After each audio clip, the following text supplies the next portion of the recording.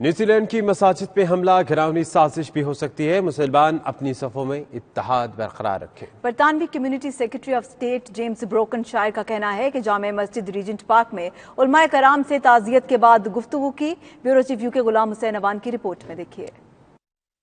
Christ church کے دلسوز واقعے نے پوری دنیا کو ہلا کر رکھ دیا۔ برطانیہ بھر کی مساجد میں جمعہ کی نماز کے بعد غیر مسلم اظہار تعزیت کے لیے مساجد میں آتے رہے۔ لندن کی سب سے بڑی مسجد ریجنٹ پارک میں عیسائیوں سمیت دیگر مذاہب کے لوگ نیوزی لینڈ کے واقعے پر اظہار افسوس کے لیے آئے۔ برطانیہ کے community minister James broken shire نے بھی ریجنٹ پارک مسجد کا دورہ کیا۔ انہوں نے مسلم کمیونٹی کے افراد اور مسجد انتظامیہ سے گفتگو میں کہا کہ اس افسوسناک واقعے کی برطانوی حکومت سخت ترین الفاظ میں مذمت کرتی ہے۔ مسجد کے امام عبدالاسلام نے کہا کہ یہ مسلمانوں کو لڑانے کی سازش بھی ہو سکتی ہے، جس سے ہمیں ہوشیار رہنا چاہیے۔ عیسائی برادری اور دیگر مذاہب کے لوگوں کا کہنا تھا کہ وہ دکھ کی اس گھڑی میں مسلمانوں کے ساتھ کھڑے ہیں۔ نیوزی لینڈ میں بہت افسوس ہوا ہے سن کر، تو یہ جہاں بھی ہو، نیوزی لینڈ میں ہو، کہیں بھی ہو، ہم اس کو کنڈیم کرتے ہیں۔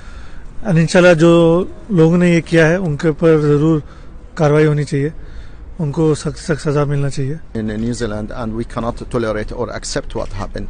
We condemn definitely this terrorist act, as we should stand together, united, and defeat those sort of actions, because it's not acceptable, and this is going to return back for all communities and destroy the solidarity of the society. میرے خیال سے جو بھی ہوا ہے بہت برا ہوا ہے، اور یہ کہ یہی ٹائم ہے ہم سارے مسلمان ساتھ میں ہوں، اور جہاں جہاں مسلمان، صرف نیوزی لینڈ میں نہیں، سیریا میں، فلسطین میں جو ہو مسلمان مر رہے ہیں، تو ہمیں چاہیے کہ ایک ساتھ ہم جتنے بھی مسلمان کنٹریز ہیں ساتھ ہو، تاکہ یہ چیز جلد سے جلد ختم ہو۔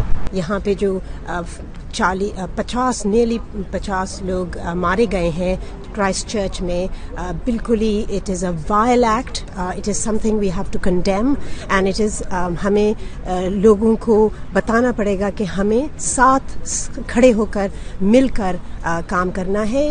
ایسے لوگوں کو مارنے کی بالکل ہرگز ایکسیپٹیبل نہیں ہے۔ Yeah, so unfortunately it's very sad to hear the events what happened in New Zealand and Christchurch, and our du'as and our prayers are with the brothers and sisters who were martyred attending the Jummah prayer, and also the families who are going through a very difficult time. And it's a reminder for us that the extreme far right has for far too long gone to be left alone, to be honest with you. جو یہ سانحہ New Zealand میں واقعہ ہوا، اور خصوصاً جمعہ کے وقت 49 احباب شہید ہوئے، اللہ رب العزت انہیں مغفرت فرمائے۔ لوگوں نے نیوزی لینڈ کی حکومت سے ملوث دہشت گردوں کے خلاف سخت سے سخت کارروائی کرنے کا مطالبہ کیا۔ دہشت گردوں کا کوئی مذہب نہیں ہوتا، یہی وجہ ہے کہ لندن میں مسلمانوں سمیت تمام کمیونٹیوں نے اس دہشت گردی کے حملے کی پرزور الفاظ میں مذمت کی ہے۔